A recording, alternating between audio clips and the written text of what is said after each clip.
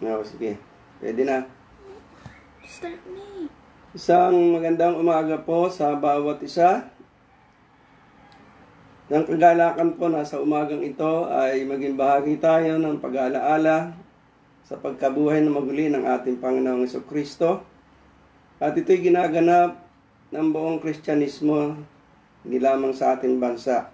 Isang pribileyo sa bawat sa atin maging bahagi ng pag-aalaala sa pagkabuhay na maguli ng ating Panginoong Jesucristo. Tayo po ay magsimulang manalangin sa harapan po ng ating Diyos. Manalangin po tayong lahat. Aming Ama at aming Diyos ng sangkalangitan, o Diyos na may likha ng langit at lupa, nagpapasalamat kami, dakilang Diyos,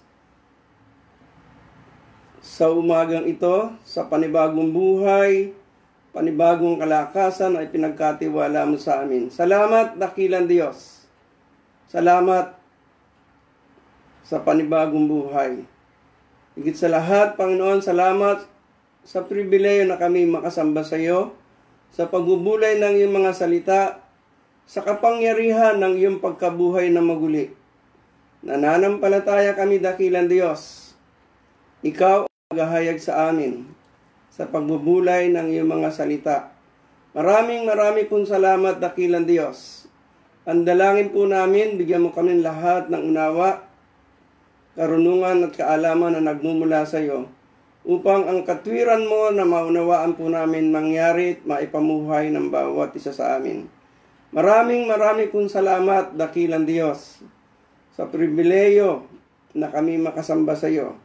Ang patuloy po namin dalangin, turuan mo kami sa ikararangal ng iyong pangalan. Maraming pong salamat sa malayang pagsamba. Purihin, Ama, ang iyong pangalan. Sa kalwalatian ng iyong pangalan, sa pangalan mo po, Panginoong Jesucristo. Amen. Ang pag-uusapan po natin ay ang sinulat po ni Apostol Pablo sa aklat po ng unang Korinto, pangkat na 15, magmula sa 1 hanggang 5. Babasahin ko po ang talata. Mga kapatid, ngayon pinaalala ko sa inyo ang magandang balitang ipinangaral ko sa inyo. Yan ang magandang balitang inyong tinanggap at naging saligan ng inyong pananampalataya. Naligtas kayo sa pamagitan nito kung matatag ninyong pangahawakan ang salitang ipinangaral ko sa inyo. Dahil kung hindi, walang kabuluhan ang inyong pananampalataya. Sapagkat ibinigay ko sa inyo itong pinakamahalagang katuruan na tinanggap ko rin. Si Kristo'y namatay dahil sa ating mga kasalanan bilang katuparan ng kasulatan. Nilibing siya at muling nabuhay sa ikatlong araw, ayon din sa kasulatan, at siya'y nagpakita kay Pedro at saka sa 12. Purihin po ang Diyos sa kanyang mga salita. Muli, isang magandang umaga po sa buong kapatiran, sa Iglesia po ng Kaunlaran, at sa bawat makakapanood at makapakinig ng araling ito. At ang ating pong tema, o ang ating topic sa umagang ito, ay simple lang po, the power of Jesus' resurrection.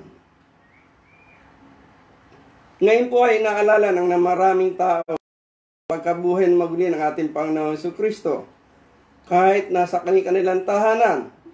At napakaganda na mapag-usapan natin ang kahalagahan ng pagkabuhay na maguli ng Panginoong Jesucristo. Ano nga ba talaga ang kapangyarihan ng pagkabuhay ng ating Panginoong Jesucristo? At ito ba ay talagang nararanasan natin lahat? Ang kapangyarihan ng pagkabuhay ng Panginoong Jesucristo. At paano ito matatamo ng bawat isa sa atin? Sa sinabi po ni Apostol Pablo, ulitin ko po yung sinabi niya, sapagkat ibinigay ko sa inyo itong pinakamahalagang katuruan na tinanggap ko rin, si Kristo'y namatay dahil sa ating mga kasalanan bilang katuparan sa sinasabi ng kasulatan. Siya'y inilibing, muling nabuhay sa araw, ayon din sa kasulatan. Pansinin niyo po, napakaganda po ng sinabi ng Apostol Pablo. Tinanggap niya rin. At ito ang pinakamahalagang katuruang tinuturo ng Biblia ayon kay Apostol Pablo, na si Kristo ay namatay, inilibing at nabuhay. Na ito ang dapat natin tanggapin o ng bawat isa na may pananampalataya.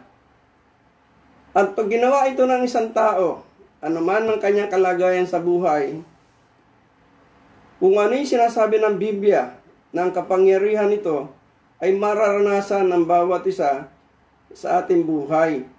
At ito ang pag-usapan natin sa mabilis na pag-uusap. Ano nga ba ang mga kapangyarihan ng Panginoon Jesucristo sa kanyang pagkabuhay ng maguli? Mabilis po natin pag-uusapan. At napakaganda, hindi lang basta't natin inaalala yung pagkabuhay ng Panginoon Jesucristo. Dapat alam natin kung anong bunga nito at kung ito ay talaga bang nangyayari sa buhay natin lahat.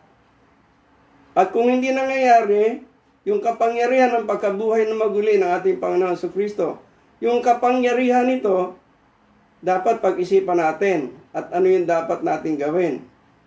3 bagay lang po ito yung sinulat ko, pero mabilis ko pong babahagi sa bawat isa. Una po, Christ's resurrection redeem us from wickedness.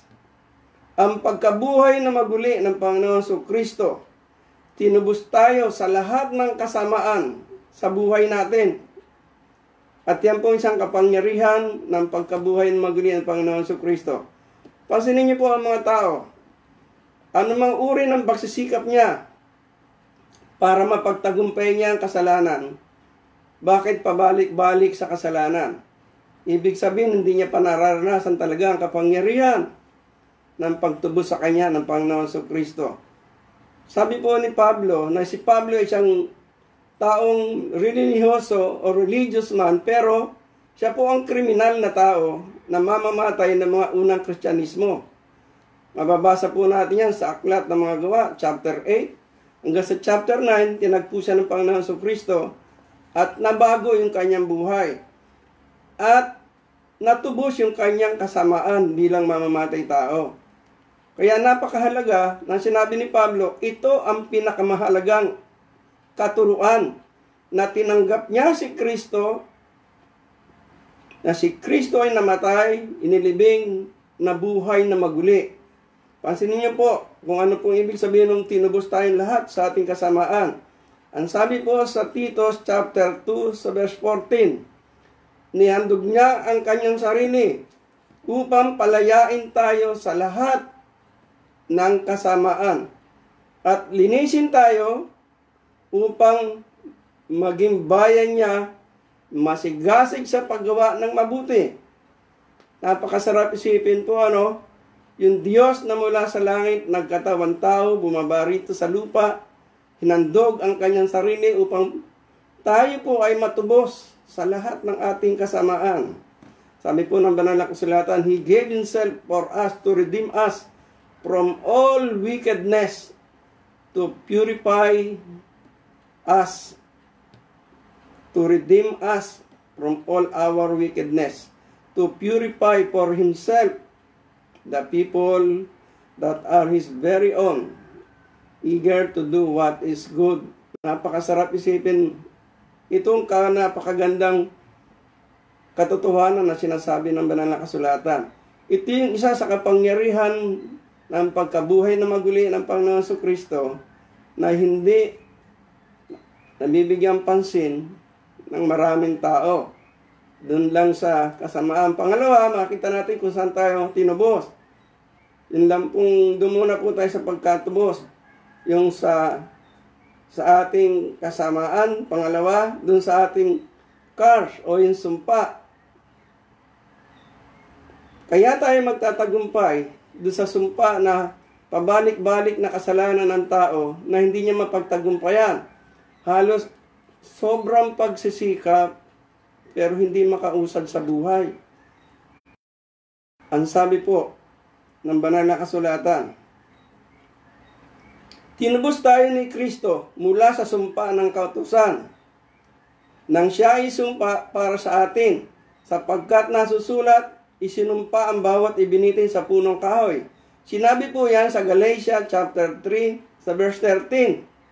Ibig po sa buhay na maguli ng Panginoon Kristo, tutubusin tayo sa sumpa ng lahat ng maling ginagawa natin at yung lahat na hindi natin mapagtagumpayan na mali sa buhay natin.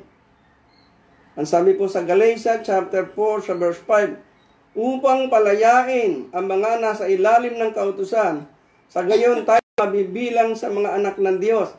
Hindi kasi pwedeng maging anak ng Diyos yung pabalik-balik sa kasalanan. Gagawin po ng Diyos ang ginawa ng Panginoon Kristo mula sa krus ng Kalbaryo, siya ay namatay, inilibing, at sa pagkabuhay niya, dinala niya ng lahat ang sumpa nung siya ay ipako sa krus. Sa kanyang pagkabuhay, nandun ang kanyang tagumpay sa krus ng Kalbaryo. Sa kanyang pagkabuhay, sabi po ng banal na kasulatan, sa Galatia 3:13, tinubos niya ni Kristo mula sa sumpa ng kautusan nang siya isumpa para sa atin nung siya ipako po sa punong kahoy. Sa kultura ng mga Hudyo, ang mga ipinapako ay pinakamakasalanan ng tao ang ipinapako lang. At yun ang inako ng Panginoon Kristo upang tayo makalaya. At yan ang isang kapangyarihan ng Panginoong Diyos sa kanyang pagkabuhay na maguli. At napakasarap, dapat nararanasan natin ito. Maranasan talaga natin yung talagang natubos na tayo ng Diyos.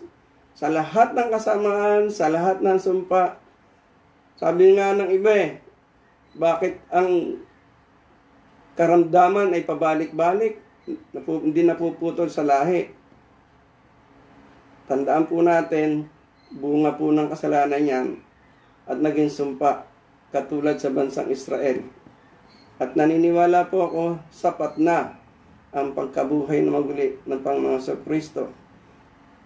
Ang pangalawa po, Christ's resurrection is freedom from sin.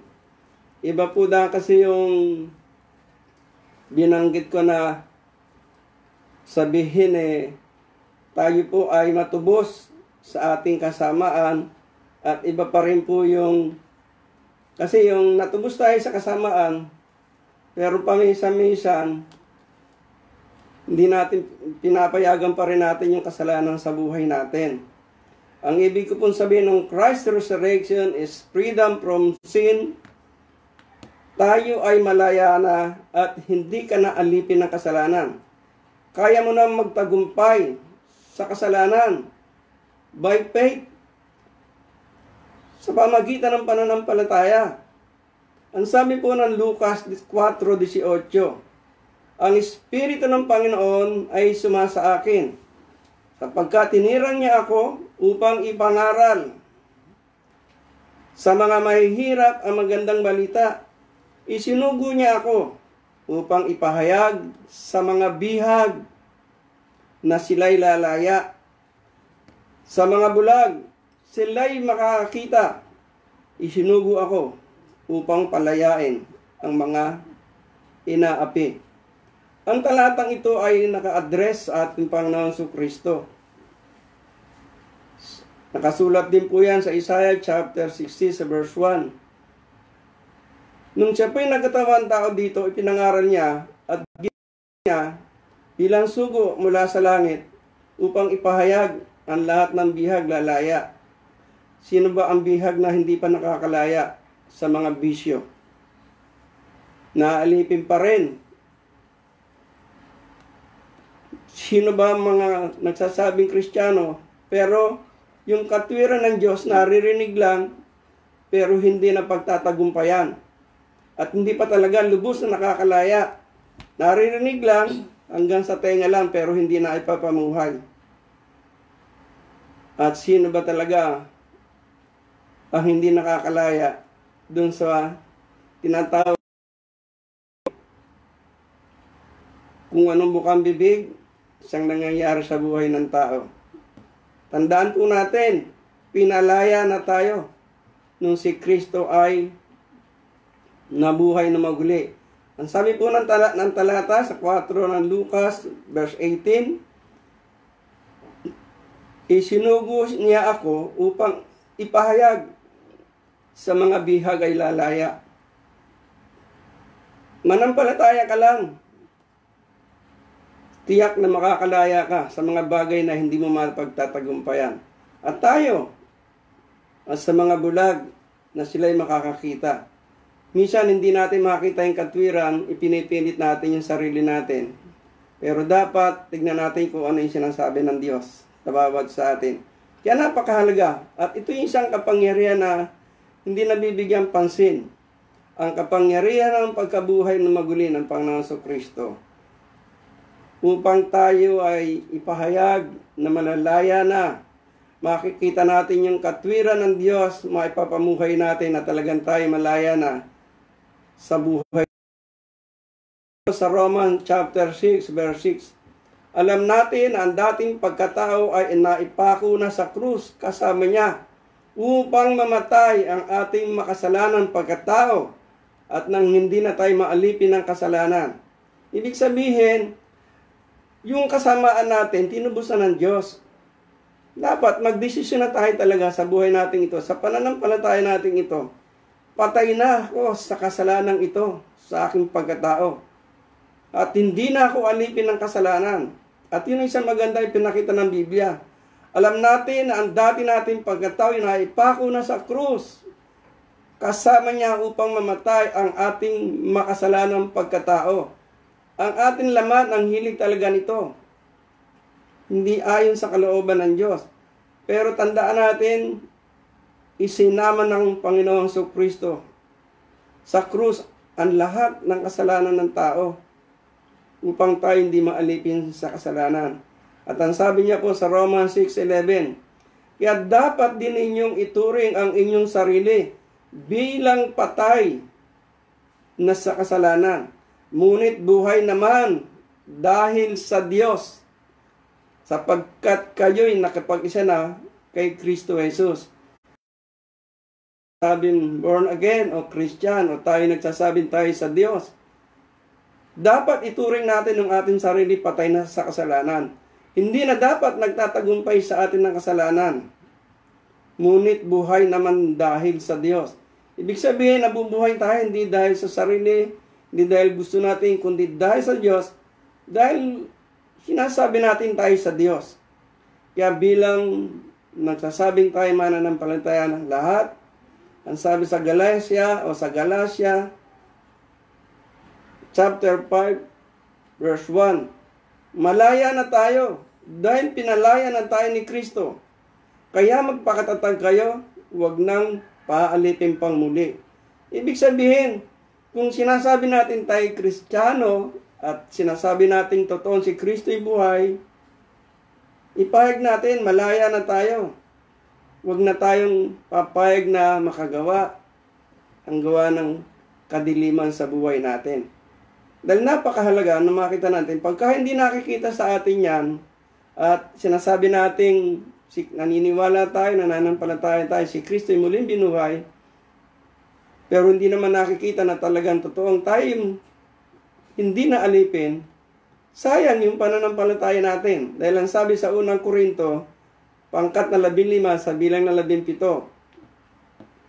kung di muling binuhay si Kristo, kayo hindi pa nalilinis sa inyong mga kasalanan, at walang katuturan ang inyong pananampalataya. At napakaganda na sinabi ni Apostol Pablo, walang kabuluhan yung ating pananampalataya kung hindi pa tayo nalilinis sa ating mga kasalanan. Ibig sabihin nito, kung hindi pa nakikita sa buhay natin na tayo nakapamumuhay ng ayon sa prinsipyo ng Diyos, walang katuturan yung pananampalatayang sinasabi natin lahat. Alam niyo po natin pare-pareho o yung self-pity, magkabaligtad po ito, yung pride, naglalaro sa buhay ng tao. Lalo na may pinag-aralan, may kabuhayan, merong, sabihin natin merong kakilala, impluensya, at diyan pumapasok yung pagkatalo ng pananampalataya ng isang tao. Kahit sabihin pang siya'y mananampalataya. Kaya bilang mananampalataya o bilang isang tao nagsasabing siya sa Diyos, ito po yung kapangyarihan ng Diyos ng ating Panginoong Kristo sa kanyang pagkabuhay na maguli. Christ's resurrection is freedom from sin. Upang mapalaya talaga tayo sa kasalanan, hindi na tayo dapat namumuhay sa kasalanan o napaglalabanan talaga natin ang kasalanan.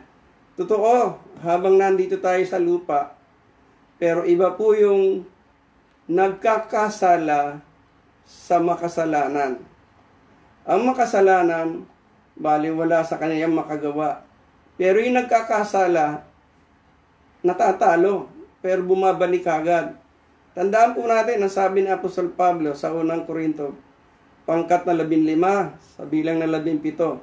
Kundi muling nabuhay si Kristo, hindi pa nalilinis ang inyong kasalanan at walang katuturan ng inyong pananampalataya. Ibig pong sabihin, yung pagkabuhay na maguli ng ating Panginoon Kristo, nalinis tayo sa ating kasalanan mula sa ating pananampalataya. Pero kung hindi pa nakikita sa buhay sa atin, nalinis na tayo ng kasalanan, sa ating kasalanan, walang katuturan ng ating pananampalataya. Ang kailangan lang, mabuhay po tayo sa pananampalataya na totoo sa buhay natin, ang Panginoon Kristo ay nabuhay na talaga. Ang pangatlo po, Christ's resurrection is mercy for us. Ang pagkabuhay na maguli ng Panginoon Kristo ay kanyang kahabagan sa bawat isa sa atin. Tulad ng sinabi ko po na si Pablo ay isang dating kriminal, naging lingkod ng Diyos. Kaya nangyari po yun dahil sa kahabagan ng Diyos. At ito po ang kapangyarihan ng pagkabuhay na maguli mula sa mga patay. At ito ang alok ng Diyos sa bawat isa sa atin. Yung maranasan natin yung kahabagan ng Diyos. Nasabi natin tayo na nananampalataya, salamat. Pero ano ba yung bunga ng kahabagan ng Diyos na magandang makita natin bilang magkakapatid o bilang isang mananampalataya o bilang nananampalataya sa Diyos? Simple lang po. Ang bunga ng kapangyarihan ng pagkabuhay na maguli ng Panginoon Jesus, ayon sa kahabagan niya sa atin, una po, new life, bagong buhay. Sa harapan ng Diyos. Dahil ang tao mahatol pero ang Diyos, pag sinabing tayo ay bibigyan ng isang bagong buhay, totoo sa Diyos yun. Kailangan lang panindigan natin. Ang sabi sa unang Pedro, chapter 1, verse 3, sa unang Pedro, pangkat na 1 bilang 3, pasalamatan natin ng Diyos at Ama ng ating Panginoon Kristo dahil sa laki ng habag niya sa atin, tayo binigyan ng isang panibagong buhay na sa pamamagitan ng pagkabuhay na muli ni Kristo mula sa libingan. Ito ang nagbigay sa atin ng isang buhay na pag-asa. Napakasarap isipin ang pagkabuhay na maguli ng ating Panginoon Kristo ay nagbigay sa atin ng panibagong buhay. Sa bawat tao, ito ay tinutukoy. Hindi lang sa anuman reliyon, kundi sa bawat isa sa atin. Ang sabi sa Lucas chapter 1 sa verse 50, ang kanyang kahabagan ay para sa lahat ng tao, sa lahat ng salinlahi na may takot sa kanya. At yun ang kahabagan ng Diyos, yung pagkabuhay na maguli ng ating Panginoon Kristo. Nakakatuwa at napakasarap isipin. Ang kapangyarihan nito ay panibagong buhay sa bawat isa. Ang sabi po sa Lucas chapter 1 sa verse 50, ang kanyang kahabagan ay para sa lahat ng tao, sa lahat ng salinlahi na may takot sa kanya. Paano po natin gagawin ito? At ito po ay para sa ating panlahat, sa lahat ng tao, magkaroon ng panibagong buhay. Paano ang gagawin natin pong lahat? Ang sabi po sa 2 Korinto 5:17, Kaya't kung nakipag-isa na kay Kristo ang isang tao, isa na siyang bagong nilalang. Wala na ang dati niyang pagkatao. Sa halip ito'y napalitan ng bago. Pansinin niyo po, ang sabi ang kahabagan ng Diyos para sa lahat ng tao sa alinlahi. Pero ang sabi po ni Apostol Pablo, kaya't kung nakipag-isa na kay Kristo ang isang tao, kailangan pala ng isang tao makipag-isa kay Kristo. Pero kung hindi pa siya nakikipag-isa kay Kristo, hindi niya mararanasan yung pagiging bagong nilalang, yung bagong buhay. At yung dati niyang pagkatao, hindi mawawala. At hindi mapapalitan ng bago ang kanyang lumang pagkatao. Ang kailangan ng isang tao, ang sabi po ni Apostol Pablo, kaya kung nakipag-isa na kay Kristo ang isang tao, isa na siyang bagong nilalang. Wala na ang dati niyang pagkatao, sa halip ito'y napalitan ng bago. Napakasarap na imagine po natin. Kahit gaano tayong kasama, napakasarap po nito, ipagkakaloob ng Diyos yung bagong buhay. Ang sikreto, hindi naman lingid sa binasa natin. Kung nakipag-isa na kay Kristo ang isang tao. Ang tanong ko po sa bawat isa, nakipag-isa ka na ba talaga? Nakipagkasundo ka na ba talaga kay Kristo? Kung hindi pa, ito ang pwede natin gawin. At pag ginawa ito ng isang tao, ang sabi ng Biblia, isa na siyang bagong nilalang. Wala na ang dati niyang pagkatao, sa halip ito'y napalitan na ng bago. Isa lamang yan sa napakagandang pribilehiyong ibinibigay, inaalok ng ating Panginoon Kristo sa kanyang pagkabuhay na maguli. Ano pa ang kasunod po dito? Yung salvation to inherit eternal life. Ibig sabihin, may bagong buhay na. Dito sa lupa yon, sa harap ng Diyos. Makikita ng tao na talagang nabago tayo. Hindi naman kayang gawin ng tao na mabago ang buhay niya, kundi sa kakayanang magagawa ng Diyos eh. Wala naman taong kayang baguhin ang sarili niya, maliban ang Diyos ang magbago. At yun ay gawa ng Diyos, pamagitan ng pakikipag-isa ng tao kay Kristo. At siya'y magiging bagong nilalang. Isa lamang po yun sa kapangyarihan ng pagkabuhay na maguli ng Panginoon Kristo ayon sa kanyang kahabagan. Yung pangalawa po, yung salvation o yung kaligtasan na mamanahay natin hanggang doon sa buhay na wala hanggan. Sa piling ng Diyos. Ayon pa rin po ito sa sulat ni Pablo kay Titos sa chapter 3 sa verse 4 hanggang 7. Ganito po ang sinabi ni Pablo kay Titos. Ngunit nang mahayag sa atin ang kabutihan at pag-ibig ng Diyos na ating tagapagligtas. Iniligtas niya tayo, hindi dahil sa ating mabubuting gawa, kundi dahil sa kanyang habag sa atin. Tayo ipinanganak na muli sa pamamagitan ng tubig. Tayo rin ay binago ng Espiritu Santo. Masaganang ipinagkaloob ng Diyos sa atin ng Espiritu Santo sa pamamagitan ng ating tagapagligtas na si Jesucristo upang tayo gawing matuwid sa pamamagitan ng kanyang kagandahan loob at tayo maging tagapagmana ayon sa ipinangako, buhay na walang hanggan. Napakasarap po ang kahabagan ng Diyos na ipinararanas sa lahat ng tao. At maintindihan natin, ito ang kapangyarihan ng pagkabuhay na maguli ng Panginoon Kristo sa bawat isa sa atin. Sabi, iniligtas niya tayo, hindi dahil sa ating mabubuting gawa, kundi dahil sa kanyang habag sa atin.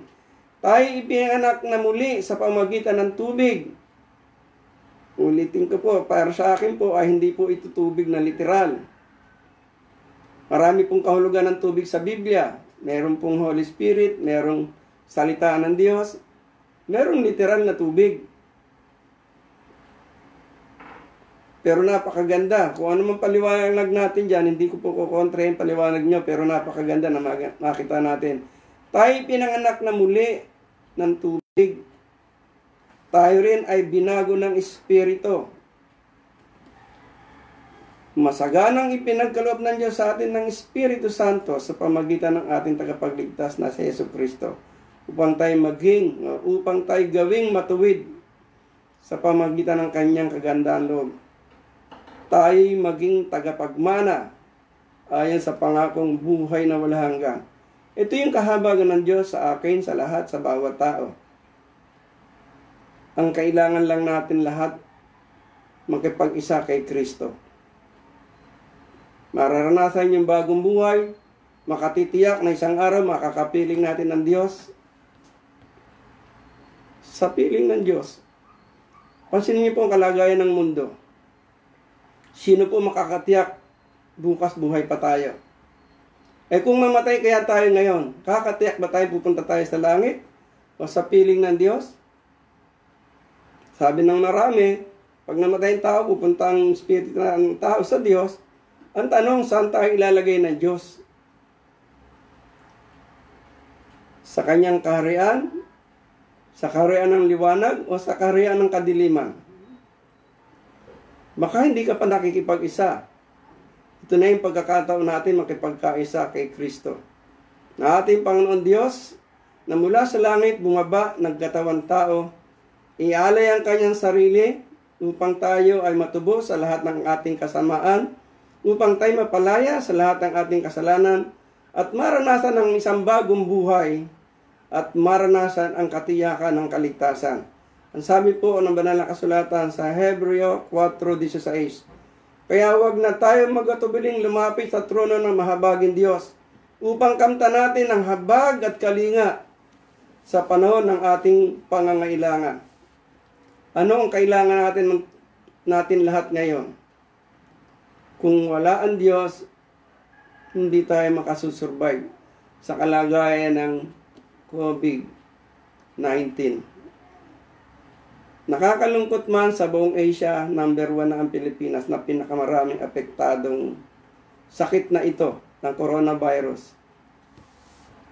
Kahapon, naglibot ang ating mayor ng Maynila at sa tapang ng ating mayor at sa kanyang dedikasyon bilang ama ng Maynila, nalibot niya at pinakaiusapan sa kababaan ng loob ng ating mayor. Nakiusap sa ating lugar,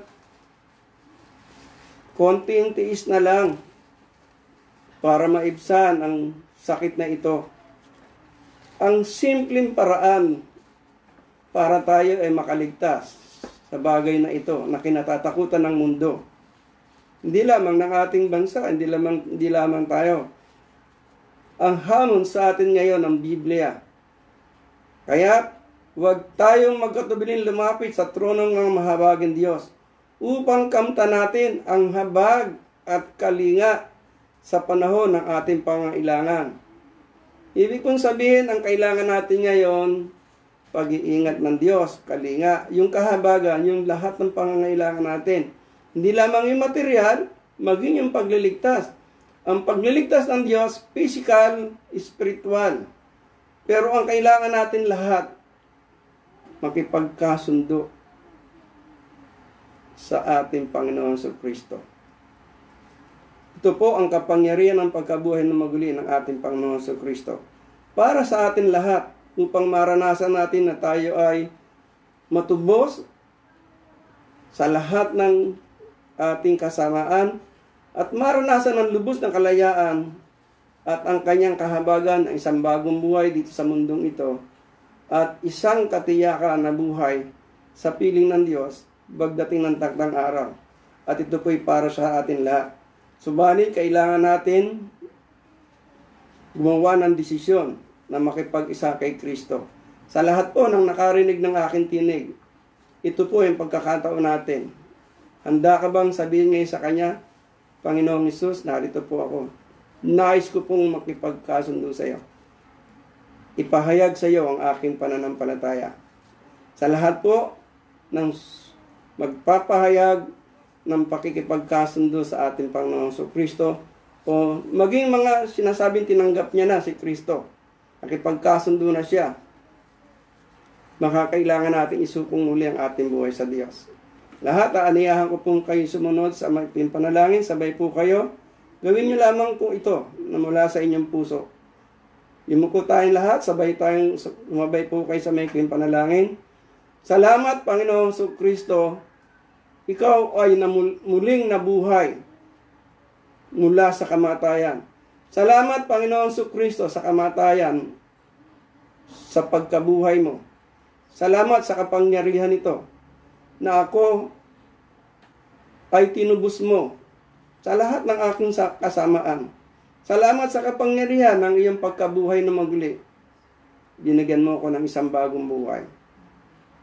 Salamat, pinalaya mo po ako sa pagkaalipin ng kasalanan. Salamat sa kapangyarihan ng iyong pagkabuhay na maguli.